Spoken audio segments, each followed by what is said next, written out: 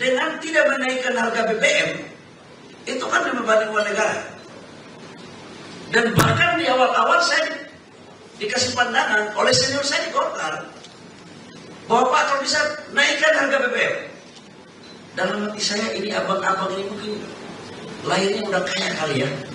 Kalau saya ini kan mantan orang miskin, saya ini kan pernah busung lapar, jadi tahu betul penderitaan rakyat di bawah itu bagaimana.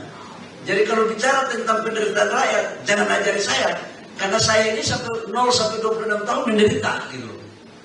Nah, saya katakan begini, saya lapor sama Bapak Presiden, Pak, kalau boleh dalam kondisi seperti ini, BBM subsidi jangan kita naikkan.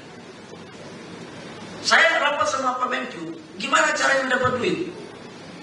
Saya bilang begini, sekarang subsidi kita itu kan kurang lebih, dulu harga ICP, Pak Misbah nanti luruskan ya, harga ICP $70, itu total pendapatan negara kita 10,8 miliar US dollar. Dengan asumsi subsidi kita kurang lebih sekitar 200 triliun, 170 sampai 200 triliun, asumsi. Kalau harga ICP-nya $100, maka ada penambahan subsidi sekitar 200 sampai 250 triliun. Pertanyaan waktu itu orang sempat naik menjadi $119 ICP. Pada saat itu semua bingung, gimana caranya? Udah naikkan. Saya katakan enggak. Untuk saudara-saudara kita yang ekonominya di bawah, kita harus protek. Dan BBM subsidi ini 80% dari total minyak, dari total BBM 80% itu disubsidi.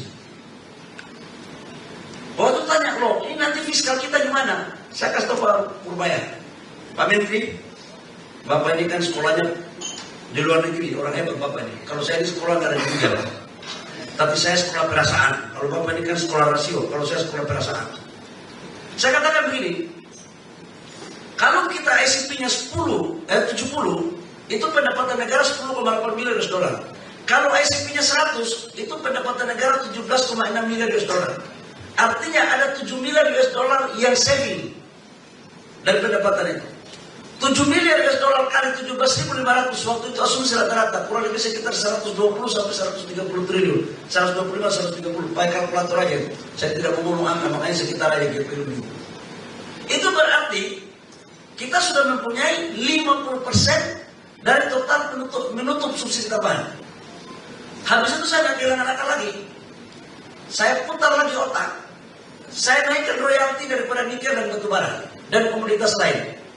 Itu dapat tambahan 30 sampai 35 triliun. Jadi totalnya sudah 160 triliun dari sektor SDM untuk menambal penambahan subsidi dari ketidaknaikan harga BBM itu. Sisanya Bapak lakukan efisiensi dari tempat lain. Bapak Ibu semua, itulah kenapa rumusan. Orang kan tanya saya, inilah rumusan kenapa tidak kita naikkan BBM.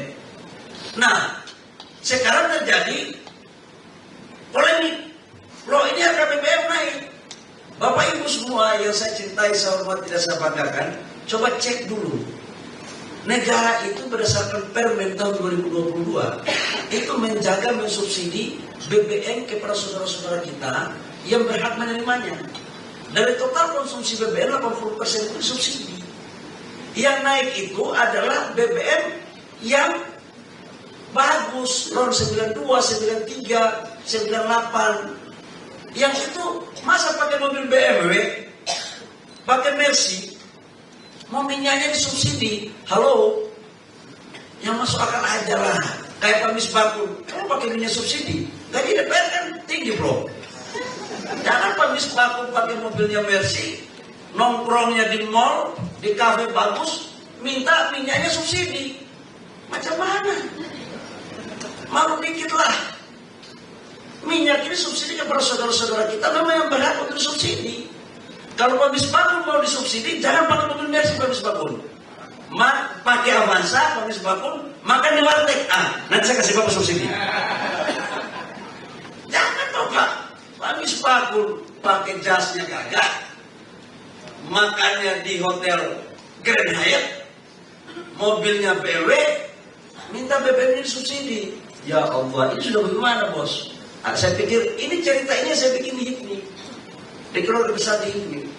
Jadi Bapak Ibu semua, BBM subsidi itu nggak naik. Dan BBM subsidi ini termasuk mengcover angkutan umum, angkutan logistik. Tujuannya apa? Agar harga barang tidak naik. Jadi basic BBM yang naik itu diperuntukkan kepada memang mobil-mobil yang mengkonsumsi BBM yang bagus, dan itu rata-rata orang bagus. Nah, CNBC tulis ini. Jangan pada saat CNBC harga BBM nggak tulis, BBM naik ditulis, diprovokasi lagi.